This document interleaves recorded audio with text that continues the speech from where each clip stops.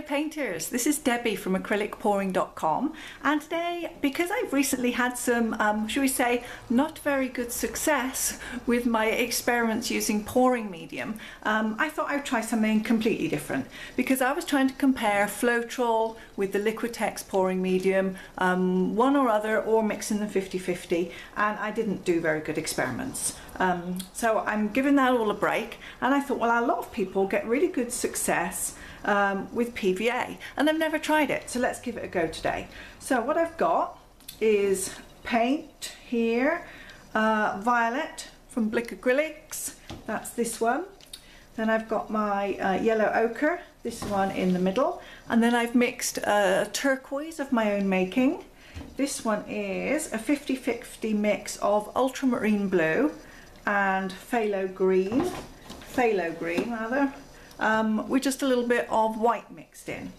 So what I did was I popped my paints in, and I added around, I would say 20 to 30% of PVA. This one, the white was pre-mixed, and this one has Floetrol in it, and so to make my turquoise colour here, I added some of the white here. So this one also has a little bit of Floetrol, these ones don't. And basically, by the time I'd added the paint and the PVA, they only needed basically just a few drops of water to get what I'm hoping is the right consistency for them. So I was surprised, because PVA, when you pour it out of a bottle, is really quite thick and slow moving. But once I'd mixed it with the paints, I was surprised actually that it thinned down quite a lot. So it thinned the paints, it seemed to thin the glue, and then I needed to add, you know, almost nothing in the way of any water. I've got my treadmill belt lubricant. My white has probably already got a few drops in it from mixing stuff up before. Let me just put three. So I'll put 3 in each of the colours. Lightly mix them in. And then I'm going to do a flip cup today, but I'm going to do something different with my flip cup too, because normally when I do a flip cup, let's zoom in a little bit, I follow advice that others have given online. I put the white in the bottom, I pour all the colours in from a height so that they mix up a lot in the cup, and then when I pour them out, I'm often not getting the separation of colour that I'm looking for, and the colours that I'm picking are kind of mixing in together, and I'm not getting the really vibrant effects. So what I thought I would do today, for one, I'm just going to use the white, which has already got the Floetrol, and I'm just going to put a base of that one in the bottom. And then I'm thinking I would like my blue to be more dominant, perhaps in the finished painting. So I'm thinking that the blue is going to go in first, and this time I'm putting it in carefully and quite low. So if you've seen the previous examples that I've done where I worked with primary colours, I put the colours very gently into the cup so that they didn't mix very much. And I'm going to do that with these colours today, because when I do my flip, I would really like to end up with colours that are distinct, especially with the orange, the kind of ochre yellow and the purple. I'm a bit concerned that if I mix it too much up in the cup, that those are going to go brown. So that's another reason today for taking it easy with the colours and just kind of putting them into my cup kind of gently, so that they don't mix too much. And then when I do my flip, I'm hoping that I'll get, you know, more distinct bands of colour. So I might, as a result, of course, expect to get less cells because the paint is mixing less. But still, I think it's a worthwhile experiment to do, especially seeing I'm using a different pouring medium. I'm using PVA today. I think maybe I don't have enough paint, but hey, let's put a bit more white in. I've got that. And again, I'm going to put the white in gently. Just kind of layer it gently on the top. I can see that it will sink down through. So I'll put plenty of white. Keep these colours separate. A bit more yellow. And again, I'm pouring it in gently, slowly, trying not to mix the colours up too much today. So how have your pours been going? I feel that I've been painting a little while now.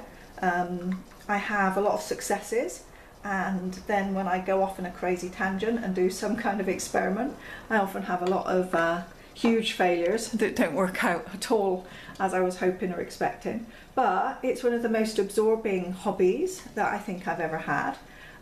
Every day there are things going not done at home because I should be out there now getting the washing in because it's getting a little bit late in the day. But hey, there's just time to get in and do a painting before I have to do any chores, right?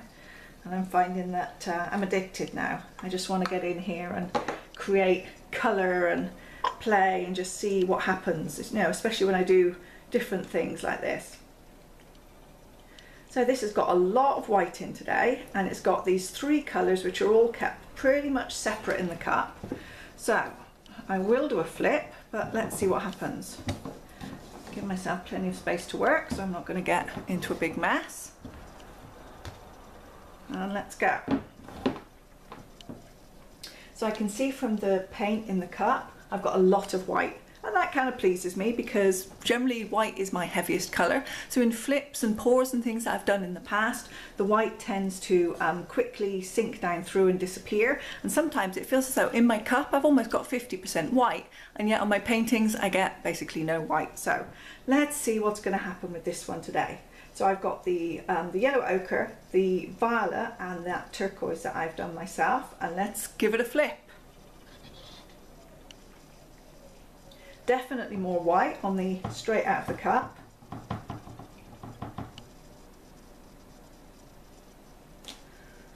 So I'm just going to get my stick in there, get this paint out and just fill in the corners. It'll help the paint flow a bit later on. And in the meantime, this paint can do its thing here. I don't like to waste anything. There we go. I'm sure I can scrape out the last little bit for the final corner while that's doing its thing there in the middle. There we go. I'm happy. So what does it look like? It looks good. I'm liking it very much. What I am getting a little bit is the cells just slightly breaking down. I think maybe my white is a little bit thin. So I should probably, it's getting towards the bottom of this bottle now anyway, so I should probably think about mixing up some more. So I've got some nice big cells, but I'm going to torch it anyway because I'm using PVA, so it's a bit different today. So let's experiment and go the whole hog. Let's give it a torching. More cells, that's nice, really nice. Okay, so let's give it a tilt. As I tilt, I'm hoping that I'll be able to keep a lot of these cells and they'll expand out in size and create something pretty nice and interesting today. There we go, let's not lose too much right now.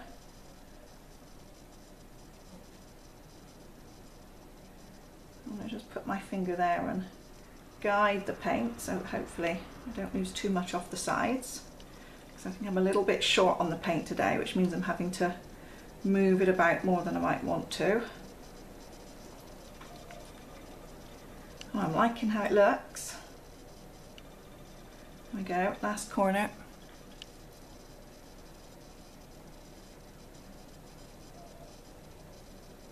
And we are done. So, got a little bit to just touch up there.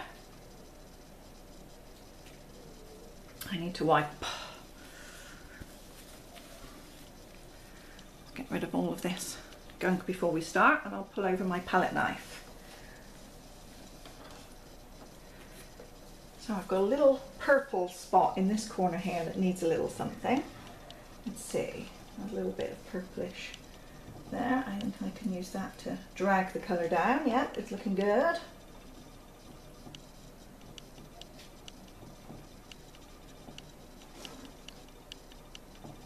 I seem to have judged the paint a little bit better today. I often, in the past, once I've been using these new canvases, because I've been so anxious about filling in the sides, I've had far too much paint. But I think I've judged it a little better today. See, I was worried about not having enough. I did have to tip it quite a bit. Just go around the edge, get rid of these drops. Okay, oh, another little bit there to be filled in. It's mostly all good. Last little bit on this side. And that's it done. Okay. So I think I'm liking that. I'm still thinking it's broken up quite a little bit there, but again I think that's the white, but it does look very nice. So let's go over it again with the torch, see if I can bring up anything more, because I've got a lot of the, obviously the larger cells, but the smaller ones not so much now that I've moved it.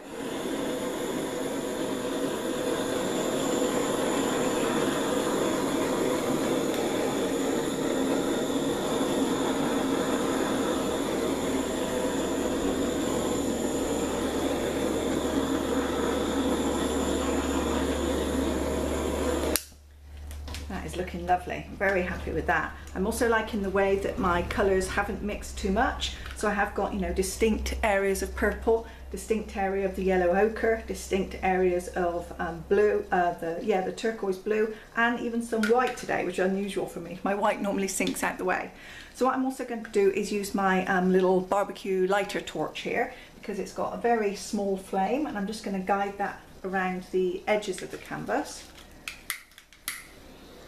That'll help pop any bubbles there and bring out any cells that we might get around this edge. It's a lot easier to control, this small one. My other much larger one, much more likely to melt my plastic, but that one's good. Okay, so I'm really happy with that today. I think I've had a lucky success there, and I think the success came by the careful layering of the paints into the cup today, rather than mixing them all too much and ending up with the purple and the yellow especially mixing up to make too much brown. So let me bring you down, show you the details. There we go, this is the painting from my point of view there. I think it looks very nice, I'm really pleased. The purple here, and whereabouts here, oh, I put my finger in it again.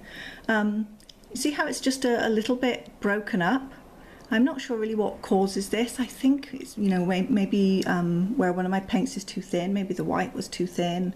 That's normally the white that I blame for this kind of thing, but you can see it in other areas of the painting too. You see here where the paints kind of almost break up into little pieces. So if you've got any feedback about what you think causes that kind of effect, I'd be really interested. It's not that I dislike it, I actually quite like it. I think it looks very delicate, but it's interesting nonetheless.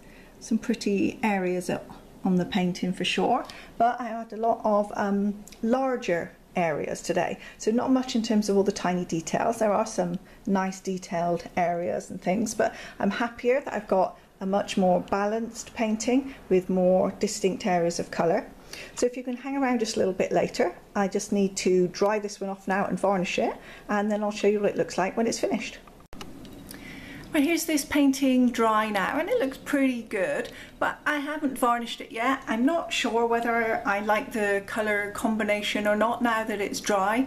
So I think I'm going to set this one aside for a week or two and decide. Sometimes, you know, things grow on you, or some things that I liked at the start, 2 weeks later I don't like anymore, and something that I painted 2 weeks ago that I didn't like, I now can't paint over it because I love it so much. So I think my mood changes, and I'm not feeling the mood for this one right now, but maybe in a couple of weeks I'll really love it again, so who knows. Anyway, thank you very much for following along with me as I painted today. Hope to see you on the channel again very soon. Bye bye.